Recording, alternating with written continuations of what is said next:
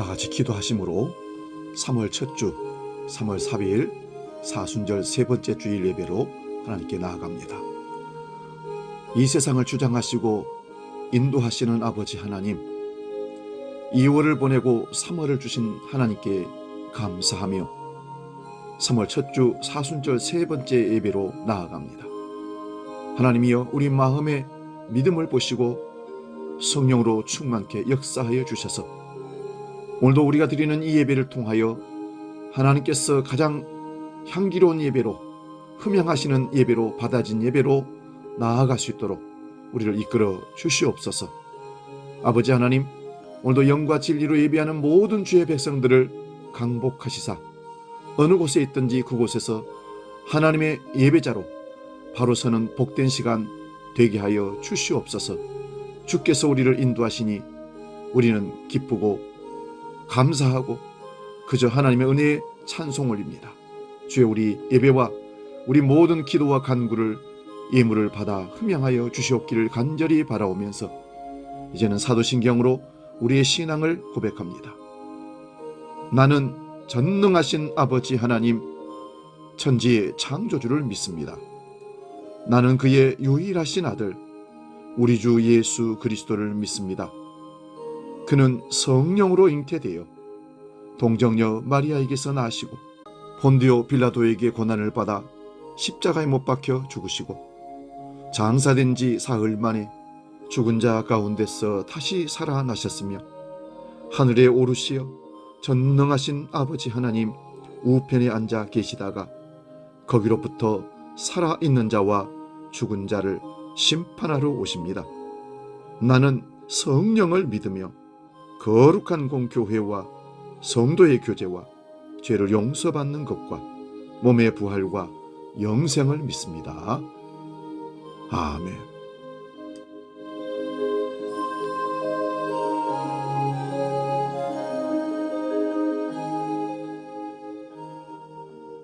찬송가 200장 달고 오묘한 그 말씀 함께 찬송합니다.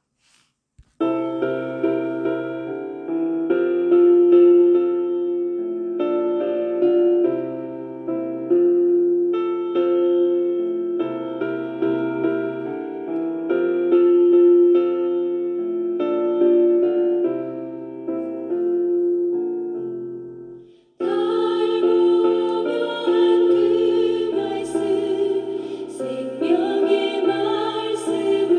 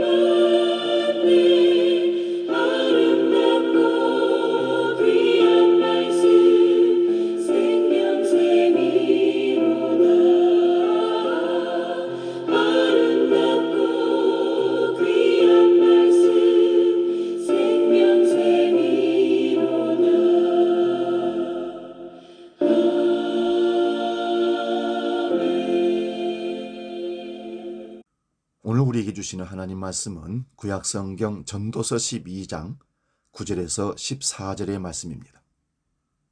구약성경 960면에 있습니다. 제가 이 말씀 봉독할 때에 살아계신 하나님의 음성을 들을 수 있기 바랍니다. 전도서 12장 9절에서 14절의 말씀 지금 봉독합니다. 전도자는 지혜자이어서 여전히 백성에게 지식을 가르쳤고 또 깊이 생각하고 연구하여 잠언을 많이 지었으며 전도자는 힘써 아름다운 말들을 구하였나니 진리의 말씀들을 정직하게 기록하였느니라. 지혜자들의 말씀들은 찌르는 채찍들 같고 회중의 스승들의 말씀들을 잘 박힌 못 같으니 다 한 목자가 주신 바이니라. 내 아들아, 또 이것들로부터 경계를 받으라. 많은 책들을 짓는 것은 끝이 없고 많이 공부하는 것은 몸을 피곤하게 하느니라. 이 일의 결국을 다 들었으니 하나님을 경외하고 그의 명령들을 지킬지어다. 이것이 모든 사람의 본분이니라. 하나님은 모든 행위와 모든 은밀한 일을 선악간에 판단하시리라. 아멘. 오늘 봉독한 말씀으로 하나님을 경외하라, 이런 말씀의 제목으로 말씀 상고하면서 은혜를 나눕니다. 사람들은 흔히 말보다 행동이 중요하다고 강조를 합니다. 그래서 백문이 불여일견, 즉 100번 듣는 것보다 한 번 보는 것이 낫다고 말하기도 합니다. 저는 이런 격언들이 전하고자 하는 취지에 공감하지만 한편으로는 이런 염려가 생깁니다. 이러다가 자칫 말의 가치를 지나치게 폄하해 버리는 것은 아닐까? 어떤 행동이나 모습이 있더라도 그것이 말로 해석되지 않는다면 우리에게 아무런 의미를 전달할 수 없습니다. 만약 말에 경이로운 힘이 없다면 우리 삶은 공허해지고 우리들의 관계는 황폐해질 것입니다. 말은 많은 일을 합니다. 말은 사람을 울게 만들 수도 있고 웃게 만들 수도 있고 당황하게 만들 수도 있고 화나게 만들 수도 있습니다. 또한 말은 상처를 줄 수도 있고 그 상처를 치유할 수도 있습니다. 말은 무기이면서 동시에 치료약입니다. 결혼식에는 주례사가 있고 필요연이 있고 패백 등 순서가 많습니다. 근데 그 중에 하이라이트를 꼽자면 바로 신랑 신부의 서약입니다. 서약합니다 라는 말 한마디로 신랑 신부 두 사람의 삶을 영원히 변화시킵니다. 두 사람이 말로 한 약속은 결혼을 묘사하거나 설명하지 않고 결혼 자체를 만들어가는 창조를 합니다. 하나님께서는 말씀으로 온 세상 우주 만물을 창조하셨습니다. 하나님께서 빛이 있으라 말씀하시니 빛이 생겼습니다. 이전에는 존재하지 않았던 것들이 하나님 말씀 한마디로 이 땅에 창조되었습니다. 태초에 말씀이 계셨습니다. 하나님은 지금도 우리에게 말씀으로 우리에게 어떤 일이 일어나게 하십니다. 그래서 칼 바르트라는 저명한 신학자는 말씀은 곧 사건이다라고 명언을 남겼습니다. 공감합니다. 말씀은 사건을 만듭니다. 하나님의 말씀은 결코 공허한 울림으로 끝나지 않습니다. 말씀은 우리에게 다가와서 사건을 일으킨다는 말씀입니다. 우리의 내면을 변화시키고 삶에서 열매를 맺게 합니다. 그래서 말을 해도 쓸데있는 말을 신중하게 해야 하는 것입니다. 전도서는 그동안 우리에게 수많은 말씀을 들려주었습니다. 오늘 전도서는 새로운 말씀을 주례하기보다는 마지막으로 말씀 그 자체를 탐구하는 것으로 모든 것을 마무리하려고 합니다.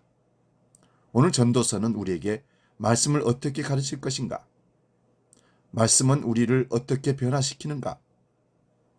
말씀으로 우리는 어떤 열매를 맺어야 하는가? 이 세 가지 질문에 대한 답을 제시하고 있습니다. 첫 번째 질문은 말씀을 우리가 어떻게 가르칠 것인가입니다. 본문 9절에 전도자는 지혜자이어서 여전히 백성에게 지식을 가르쳤고, 지혜를 백성에게 가르친 전도자는 한마디로 지혜자였습니다. 당대는 물론이고 오늘날까지도 전도자만한 인생에 대한 통찰력과 지혜를 보여준 사람이 드뭅니다. 그 전도자가 전도서를 기록한 솔로몬입니다. 여러분, 솔로몬이 1000번제를 드리면서 하나님께 기도한 내용이 무엇인 줄 아십니까? 열왕기상 3장 9절에서 10절을 봅니다. 누가 주의 이 많은 백성을 재판할 수 있사오리까? 듣는 마음을 종에게 주사 주의 백성을 재판하여 선악을 분별하게 하옵소서. 솔로몬이 이것을 구하매 그 말씀이 주의 마음에 든지라. 솔로몬의 기도는 하나님 말씀을 듣는 마음을 달라는 것이었습니다. 하나님 말씀을 듣는 것이 곧 지혜입니다. 그런데 전도자는 세상과 격리된 채 책 속에 파묻힌 사람, 상아탑의 학자가 아니었습니다. 그는 자신이 발견한 지혜를 활용하여서 다른 사람을 지혜롭게 하고자 했습니다. 말하자면 그는 하나님이 주신 지혜의 말씀을 부지런히 다른 사람에게 가르치고자 했던 말씀 선생이었습니다. 이런 전도자가 말씀을 잘 가르치기 위해서 한 일이 무엇입니까? 세 가지로 있습니다. 첫째는 전도자는 말씀을 깊이 연구하고 생각하며 일목요연하게 정리를 했다는 것입니다. 본문 9절을 봅니다. 또 깊이 생각하고 연구하여 잠언을 많이 지으며. 이 구절은 표준 세번역에 더 적절한 번역인 것 같습니다. 그는 많은 잠언을 찾아내서 연구하고 정리하였다. 전도자는 자신 안에 지혜가 없다는 것을 잘 알았습니다. 그래서 먼저 하나님께서 이미 허락해 주신 지혜의 말씀들을 깊이 생각하고 연구했습니다. 각 단어가 어떤 의미를 가지고 있는지, 앞뒤의 맥락 속에서 한 문장이 무엇을 말하고자 하는지 세심하게 살폈습니다. 그리고 일목요연하게 정리해 두었습니다. 잘 가르치기 위해서 두 번째 전도자가 한 것은 기쁨과 즐거움을 주는 말을 찾으려고 힘썼다는 것입니다. 본문 10절을 봅니다. 전도자는 힘써 아름다운 말들을 구하였나니. 우리나라 속담에 구슬이 서말이어도 끼어야 보배라는 말이 있습니다. 말씀이라는 보물을 다른 사람에게 잘 가르쳐주기 위해서는 그 보물을 엮어줄 수 있는 수단이 필요했습니다. 전도자에게는 그것이 바로 아름다운 말들이었습니다. 여기서 아름다운 말이란 듣는 사람에게 기쁨과 즐거움을 주는 말이라는 의미입니다. 우리가 어떤 말을 들을 때 기쁨과 즐거움을 얻을 수 있습니까? 말에 조리가 있고 재치가 있고 그 표현이 아름다울 때입니다. 이런 말은 듣는 사람을 그 말 속으로 빨아들이는 힘이 있습니다. 전도자가 왜 힘써 이런 아름다운 말들을 구했을까요? 그것은 백성들에게 말씀을 효과적으로 전달하기 위해서입니다. 아무리 좋은 콘텐츠가 담겨 있다 하더라도 말씀이 몸이 건조하고 중구난방이면 듣는 사람이 다 졸거나 들어도 무슨 말인지 모릅니다. 그래서 전도자는 때로는 기가 막힌 비유로, 때로는 예화로, 때로는 짧은 경구로, 때로는 자신의 체험담으로 다채롭게 지혜의 말씀을 우리에게 들려주었습니다. 전도자가 말씀을 가르치기 위해서 세 번째 한 것은요, 진리의 말씀을 정직하게 기록했다는 것입니다. 본문 10절을 다시 봅니다. 진리의 말씀들을 정직하게 기록하였느니라. 아무리 말이 아름답다 하더라도 그 말 속에 진리가 담겨 있지 않으면 들을 때는 재미있게 들었는데 끝나고 나면 아무것도 남는 것이 없습니다. 가끔 모임을 가서 회식 자리에서 두세 시간을 낄낄거리며 대화를 하는데 다음날 하나도 생각이 없을 때 헛시간을 보냈다는 생각을 갖게 됩니다.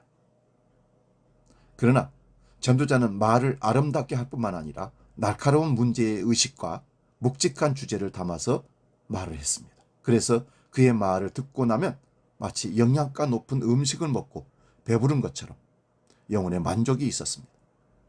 또한 전도자는 정직하게 말씀을 기록했습니다. 사람들이 듣기에 부담스러운 말씀이라고 회피하지 않았습니다. 말씀을 있는 그대로 전했습니다. 말씀을 왜곡하거나 포장하지 않았다는 것입니다. 그래서 그의 말은 늘 진정성이 있었습니다.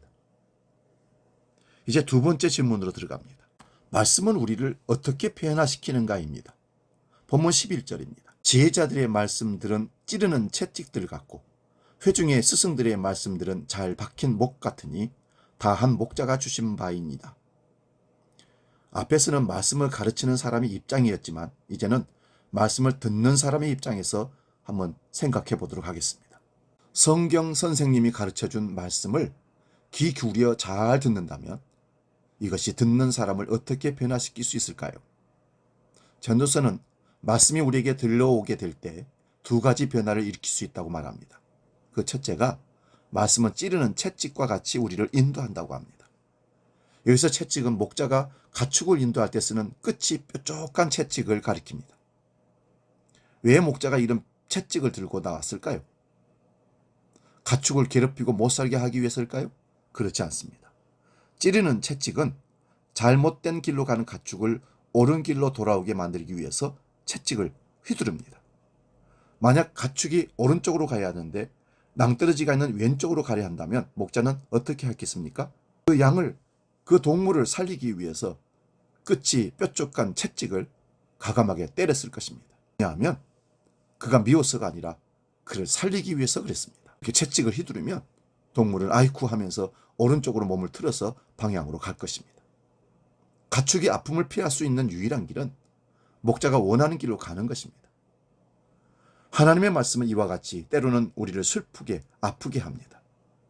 우리가 착각과 환상에 빠져 있을 때 말씀은 있는 모습 그대로의 진실을 보게 합니다. 이럴 때 우리는 너무 괴롭습니다. 불순종의 길, 죄의 길에 빠져 있을 때 말씀은 죽었던 우리의 양심을 다시 되돌려 놓습니다. 이럴 때 우리는 너무 아픕니다. 하나님의 말씀은 너무나 날카로워서 마치 우리의 관절과 골수, 심령, 폐부까지 찔러 쪼개는 말씀이라고 히브리서 4장 12절에 말씀합니다.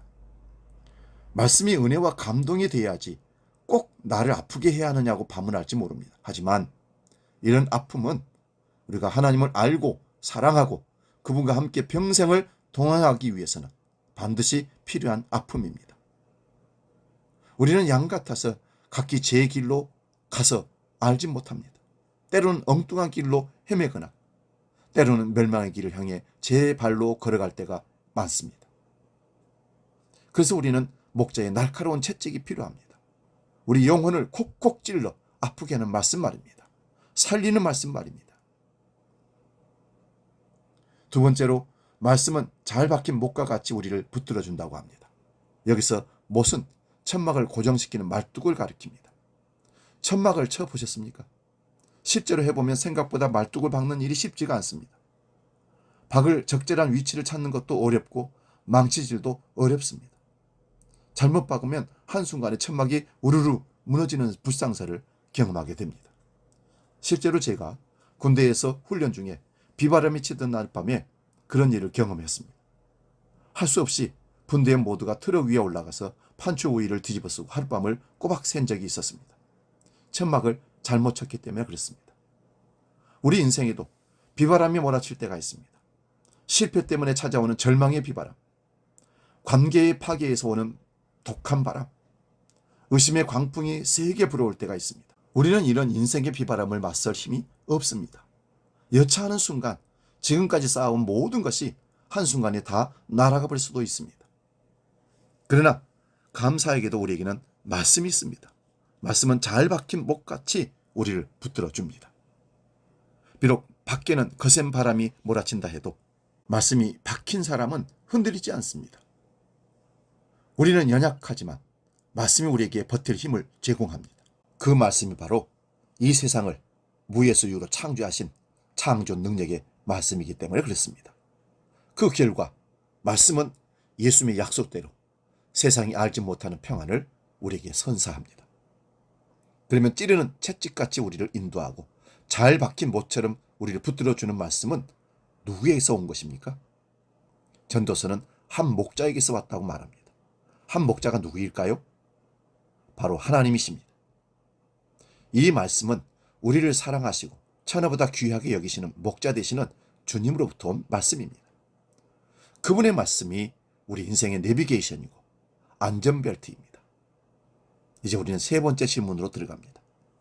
말씀으로 우리는 어떤 열매를 맺어야 하는가입니다. 앞에서 말씀이 우리의 삶을 어떻게 변화시키는가를 보았습니다. 이런 변화의 끝자락에 맺어야 할 열매가 무엇일까요? 전도서는 그 열매를 말하기에 앞서 열매 맺기에 방해가 되는 요소들을 다음과 같이 경고합니다. 본문 12절입니다. 내 아들아, 또 이것들로부터 경계를 받으라. 많은 책들을 짓는 것은 끝이 없고 많이 공부하는 것은 몸을 피곤하게 하느니라. 전도서는 많은 책들을 짓고 많이 공부하는 것을 경계하라고 조언합니다. 여기서 우리는 고개를 갸우뚱하게 됩니다. 책을 많이 쓰고 공부하는 것은 좋은 일 아닙니까? 왜 이것을 조심하라고 하는 것입니까? 물론 책을 쓰고 공부하는 것은 좋은 일입니다. 하지만 그 앞에 있는 많은이라는 형용사가 붙어 있다는 점을 주목할 필요가 있습니다. 많다는 것은 적정선을 넘어 지나치게 몰입하는 것을 말합니다. 현재 우리나라 가장 많이 팔리는 책들은 어떤 책일까요? 심리학, 미래학, 처세술 이런 책들입니다. 이런 책들이 베스트셀러로 다 올라 있습니다. 이 책들의 공통점이 무엇일까요? 이들 책 속에는 하나님이 없고 하나님 말씀도 없다는 점입니다. 이런 책들을 너무 많이 읽는 것이 우리에게 어떤 도움이 될까요? 도움이 되기는커녕 나도 모르게 점점 더 하나님 없는 세계관, 인생관에 물들어가지 않을까 염려가 됩니다. 이런 말 저런 말에 휘둘리며 오락가락 갈팡질팡하는 인생을 살게 될지도 모릅니다. 이런 식이면 인생에 장가지만 무성하고 열매는 없습니다. 그래서 전도서는 우리에게 지나치게 책을 읽고 공부하는 것은 조심하도록 조언하는 것입니다. 우리가 인생에 있어서 열매를 맺으려면 어떻게 해야 될까요? 다른 무엇보다도 하나님 말씀을 가까이 해야 합니다. 예수님께서도 제자들 포도나무 가지에 비유하시며 너희가 극사품의 열매를 맺기 위해서는 나의 말에 거해야 한다라고 말씀하셨습니다. 그러면 말씀을 통해 우리가 맺을 수 있는 최고의 열매는 무엇일까요? 본문 13절 14절을 봅니다. 이 일의 결국을 다 들었으니 하나님을 경외하고 그의 명령들을 지킬지어다. 이것이 모든 사람의 본분이니라. 하나님은 모든 행위와 모든 은밀한 일을 선악간에 심판하시리라. 최고의 열매는 바로 하나님을 경외하고 그분의 명령을 지키는 것입니다.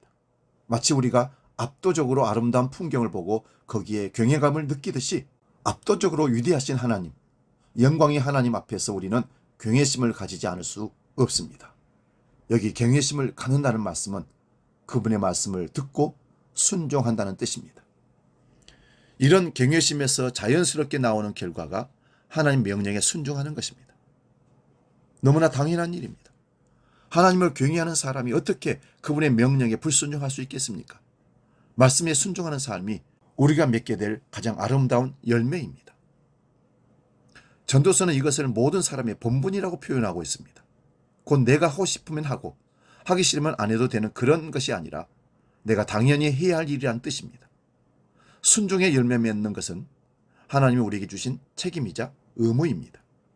그렇기 때문에 이것이 최후의 심판 때 하나님께서 인생들을 판단하시는 기준이 됩니다. 겉으로만 순종하는 척하며 산다는 것은 아무 소용이 없습니다. 곧 모든 행위와 모든 은밀한 일이 드러날 것이기 때문입니다. 하나님은 우리가 얼마나 하나님을 경외하고 그분의 말씀을 지켰는지 물으실 것입니다. 전도서는 해 아래에서 망가진 세상 속에서 인생이 얼마나 헛된 것인가를 깨달으라고 말씀을 합니다. 또 다가올 노년과 죽음을 대비하는 것이 지혜라고 가르칩니다. 그리고 마침내 이 마지막 구절을 통해서 전도서는 우리에게 참된 지혜, 지혜 중에 최고의 지혜가 무엇인가를 암시하고 있습니다. 그것이 바로 죽음으로 모든 것이 끝이 아니라 죽음 이후에 위에 계신 하나님을 만나 뵈었을 때 대답할 말을 준비하는 것이 최고의 지혜라는 것입니다. 그날에 다른 모든 것은 다 소용이 없게 될 것입니다. 오직 하나님을 경외하고 그분의 말씀에 순종하는 삶만이 남을 것입니다. 올해는 말씀을 많이 읽고 가까이 함으로 많이 남는 흑자 인생 사시기 바랍니다. 흑자 인생 되려면 하나님을 경외하고 그분의 말씀에 순종하는 삶의 열매를 맺는 것에 집중하는 것입니다. 우리가 이런 열매를 맺기 위해서 하나님 말씀에 두려워 떨며 그 말씀에 운명을 거는 자가 될 수 있기를 간절히 축원드립니다. 복음 찬양 주님 말씀하시며 찬양하고 기도하고 마치겠습니다.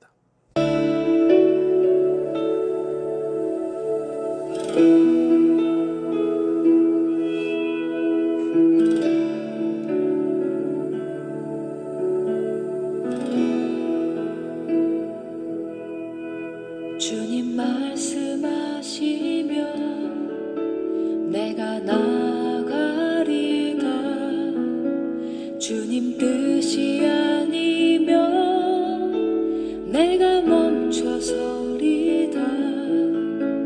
나의 가고 서는 것 주님 뜻에 있으니 오 주님 나를 이끄소서.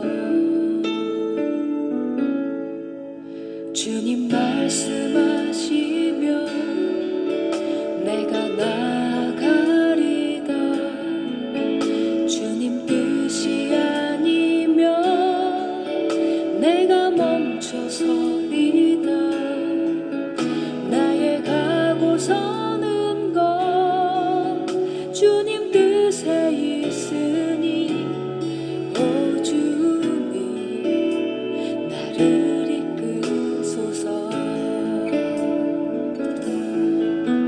뜻하신 그곳에 나 있기 원합니다. 이끄시는 대로 순종하며 살리니 연약한 내 영혼 통하여 일하소서.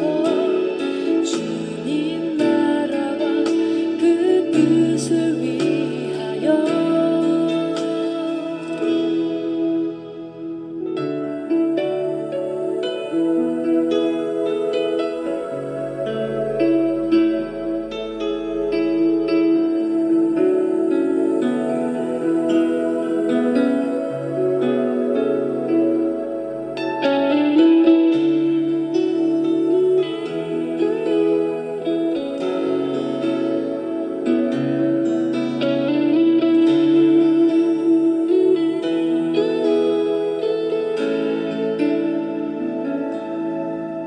주님 말씀하시면 내가 나가리다. 주님 뜻이 아니면 내가 멈춰서리다. 나의 가고 서는 것 주님 뜻에 있으니 오 주님 나를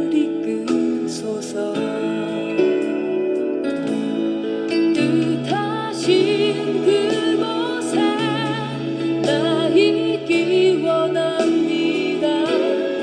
이끄시는 대로 순종하며 살리니 연약한 내 영혼 통하여 일하소서. 주님 나라와 그 뜻을 위하여. 뜻하신 그곳에 나 있기 원합니다. 이끄시는 대로 순종하며 살리니 연약한 내 영혼 통하여 일하소서. 주님 나라와 그 뜻을 위하여. 오 주님 나를 이끄소서. 기도하겠습니다. 거룩하신 아버지 하나님, 하나님을 인정하고 그 앞에 하나님을 두려워하며 경외하는 자를 하나님은 가장 사랑하신다는 것을 믿습니다. 누가 천지를 말씀으로 지으신 하나님 앞에서 교만하고 불순종할 수 있겠습니까? 그는 하나님을 없다고 하는 자일 것입니다. 그는 반드시 채찍과 진노하심 앞에 서게 될 것이고 그는 둘째 사망 지옥으로 보내질 것을 믿습니다. 이것을 알고 하나님 믿고 나아가는 자가 지혜 있는 자이고 그 지혜가 하나님 말씀에 순종하는 자로 우리를 이끄심을 믿습니다. 말씀 앞에 순종케 해 주옵소서. 이제는 오늘 드려질 헌금 놓고 봉헌 기도합니다. 거룩하신 아버지, 하나님을 경외하며 하나님께 예배하는 모든 주의 백성들이 모든 것의 주인이 하나님인 것을 깨닫고 하나님 앞에 물질을 드릴 수 있는 신앙 고백에 헌물을 드릴 수 있는 기회를 주셔서 감사합니다. 수입의 11조를 드리며 주인이 하나님이신 것을 감사하는 청지기 하나님의 백성들이 있습니다. 그들의 신앙을 받아주시고 물질을 흠양하여 주옵소서. 신앙생활의 원리를 따라 감사의 조건을 기억하고 은혜에 감사하여 감사의 의무를 드립니다. 주일마다 정해진 헌금을 하나님께 드리는 주정헌금이 있습니다. 사명을 깨닫고 선교 헌금을, 건축의 물을, 번제의 물을 하나님 앞에 드리는 모든 성도들 신앙 고백을 먼저 받으시고 흠양하셔서 저들의 삶 속에 날마다 하나님이 주인이신 것을 경험하며 그것을 자랑하며 하나님께 주시는 체험과 하나님의 인도하심을 날마다 누릴 수 있도록 은혜 위에 은혜를 더하여 주시옵소서. 예수님의 이름으로 축복하며 기도하옵나이다. 아멘. 찬송가 51장 주님 주신 거룩한 날 함께 찬송하고 봉헌하며 나아갑니다.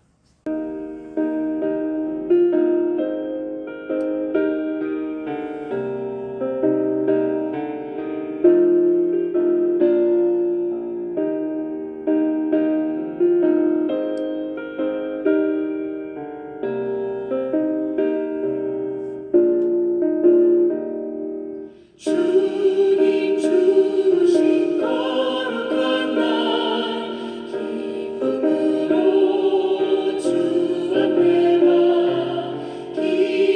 기도하고 찬양하며 주께 경배 드립니다.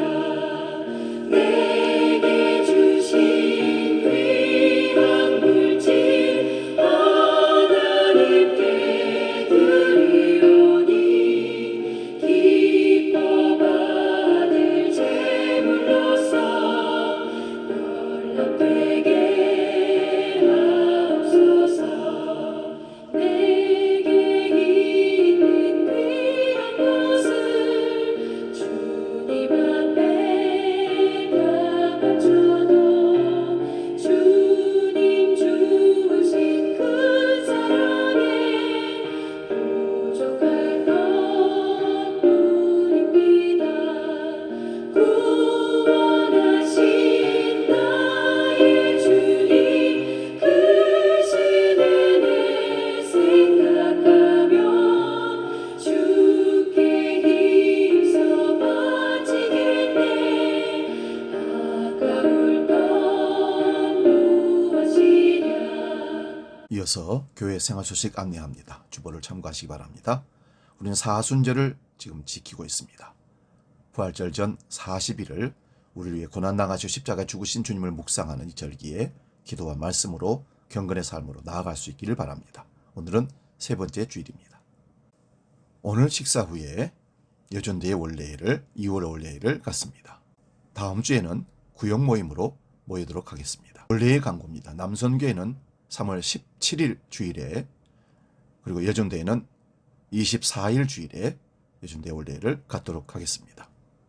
구역 찬송 잘 준비해 주셔서 하나님께 영광 돌릴 수 있기를 바라고요. 사순절 한 끼 금식 기도 함께 자기 차례 잘 기억해서 기도하며 참여해 줄 수 있기를 바랍니다. 이제 찬송가 430장 주와 같이 길 가는 것 찬송하고 축도하고 마치겠습니다.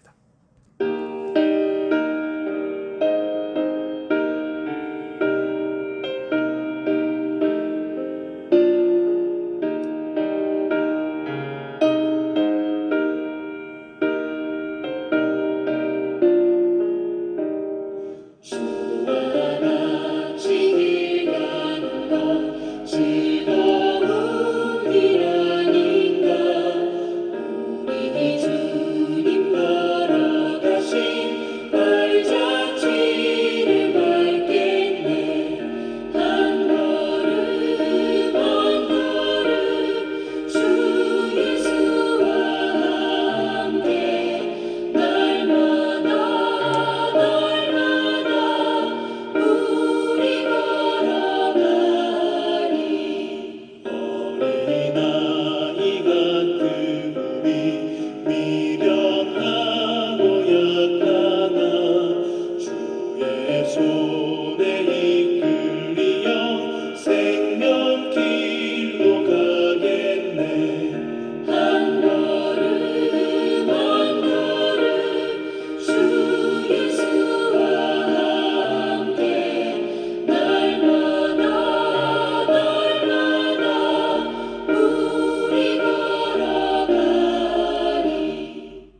기도하겠습니다. 사순절 셋째 주로 우리에게 함께 하시고 하나님을 예배케 하시고 말씀 주셔서 감사합니다. 하나님을 경외하는 삶을 잊지 않게 하시고 하나님 말씀에 순종함으로 말씀의 열매를 맺혀 하나님 앞에 칭찬 듣는 믿음의 백성들 다 되게 하여 주시옵소서. 이 땅을 살면서 하나님을 가장 사랑하고 경외하는 믿음의 백성들로 이 땅을 살게 해주시고 하나님이 기뻐하시는 자로 하나님의 은혜를 덧입으며 날마다 나아가는 우리 모든 주한 백성들 되게 하여 주시옵소서. 이제는 길이요 진리요 생명이신 우리 주 예수 그리스도의 은혜와 아버지 하나님의 크신 사랑과 성령님의 감동, 교제, 역사 충만케 하심이 하나님을 경외하며 하나님 말씀에 순종하며 나아가기로 결단하는 모든 주의 권속들 머리 위에 지금부터 영원히 함께 하시기를 간절히 축원하옵나이다. 아멘.